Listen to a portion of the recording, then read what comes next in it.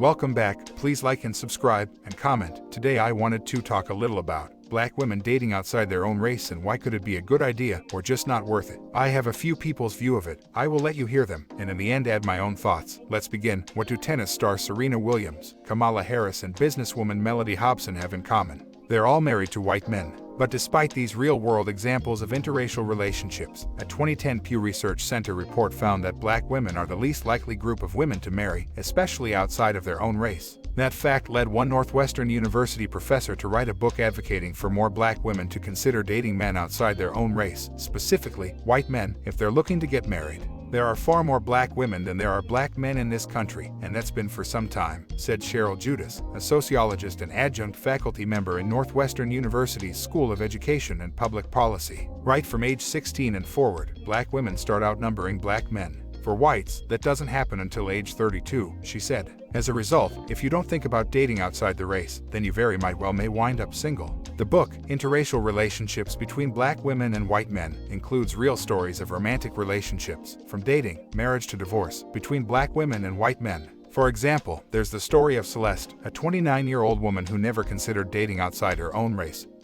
But when she did, she found her relationship with a white man to exceed her expectations. Judas said it's common for black women to not consider dating white men for a few reasons, including historical tensions and a lack of positive black female representation in the media. Can you think of any media where black women have been touted as the most desirable romantic partners? Nowhere, Judas said. Generally speaking, the idolized version of an American beauty is a white woman who is thin and blonde and blue-eyed. And then there's the story of Denise and Todd, a married couple whose marriage survived despite having different socioeconomic backgrounds and difficulties with families echoing harmful stereotypes. Judas said she focused on relationships with white men because of history. Relationships with other men of color don't hold the same historical dimensions, she said. Black women have never been enslaved by other group of men other than white men, so you have that whole history right there that makes these relationships the most different, the most daring. Despite this, Judas said race was not an important factor for most of the 120 people she interviewed for the book.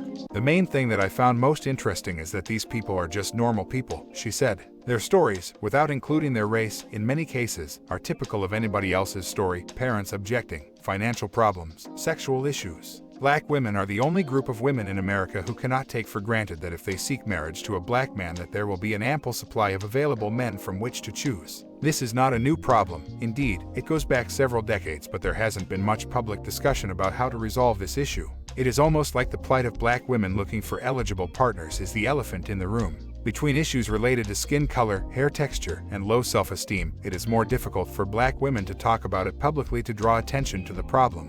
I am tired of meeting so many women who have suffered in silence and simply given up on having someone love them for who they are. I am writing this book because I have seen firsthand the sadness many black women live with who have never experienced a fulfilling romantic relationship.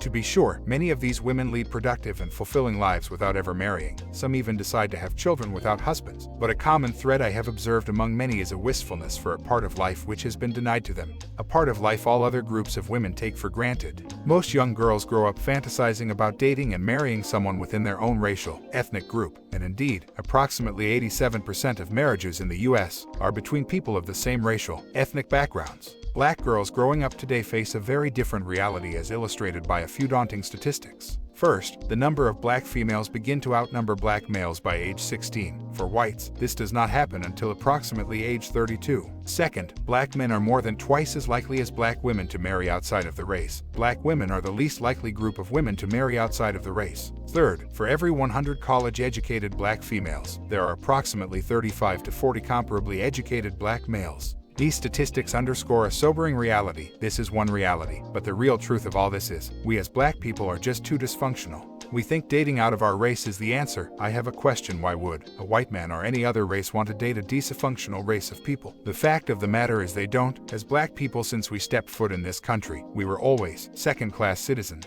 Other races have always looked down on us. Most black men date white women their own race don't want, and white men have been using black women for whores for 400 years. And you're telling me the answer to your marriage problem is to run to the white man or women? I say you're dumb as a box of rocks. They're the ones who got us in this mess in the first place. The real answer is respect one another. We need to find a way to fix our own problems, not run to our ex-slave masters. How are we to carry on our heritage? Marrying white people? Look, people can do what they want, but I ride and die with my people, win, lose, or draw. Hope you liked. Please like and subscribe. This is Reno in the Mix. I'm out.